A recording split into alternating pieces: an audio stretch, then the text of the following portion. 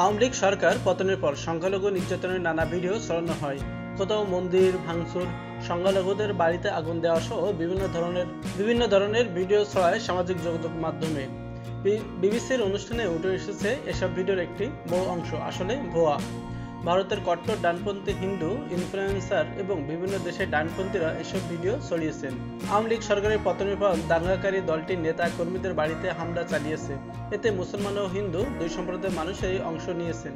তবে ভারতের কট্টর ডানপন্থী হিন্দু ইনফ্লুয়েন্সাররা এসব ঘটনার ভিডিওকে দেখেছেন ভিন্নভাবে। তারা দাবি করেছেন ইসলামপন্থী মৌলবাদীরা হিন্দুদের বিরুদ্ধে সহিংস এজেন্ট নিয়ে সাম্প্রদায়িক সহিংসতা চালিয়েছে।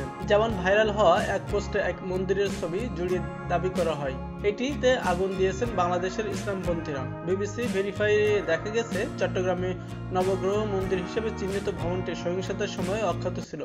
প্রকৃতপক্ষে আগুন জ্বলছিল কাছাকাছি আওয়ামী লীগের দলীয় কার্যালয়ে। স্বপন দাস ওই মন্দিরের একজন কর্মী। বিবিসি ভেরিফাইকে তিনি বলেন, 5 আগস্ট দুপুরের পর এই মন্দিরের পেছনে আওয়ামী লীগের কার্যালয়ে হামলা হয়। হামলাকারীরা কার্যালয়ের ভিতরে থেকে আসবাবপত্র বাইরে এনে তাতে আগুন ধরিয়ে দেন। তিনি আরো বলেন, ওই ঘটনার দিন মন্দিরে হামলা না হলেও উত্তেজনাকর পরিস্থিতি বিরাজ করায় সেটি বন্ধ রাখা হয়েছে। স্থানীয় লোকজন দিনরাত পালাক্রমে মন্দির পাহারা দিচ্ছেন। এমন অনেক ভিডিও ছড়িয়ে মিথ্যাচার করা হয়েছে।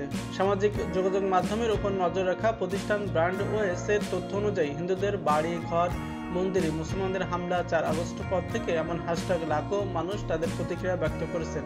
সামাজিক যোগাযোগ মাধ্যমে সেসব অ্যাকাউন্টে এ ধরনের প্রচারণা চালানো হয়েছে।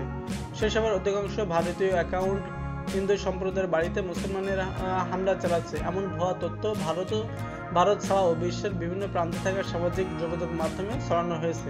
এমন একজন যুক্তরাজ্যের টমি রবিনসন বাংলাদেশের ঘটনাবলী যাচাই না করে করা ভিডিও শেয়ার করেছেন তিনিও। ভিডিওতে তিনি বলেছেন, সেখানে বাংলাদেশে হিন্দুদের বিরুদ্ধে গণহত্যা চলছে। এ প্রসঙ্গে জাহাঙ্গীরনগর বিশ্ববিদ্যালয়ের অধ্যাপক সাইদ আল জামান বলেন, শেখ হাসিনার আকস্মিক বিদায় বিষয়গুলো আরেকবার সামনে এসেছে।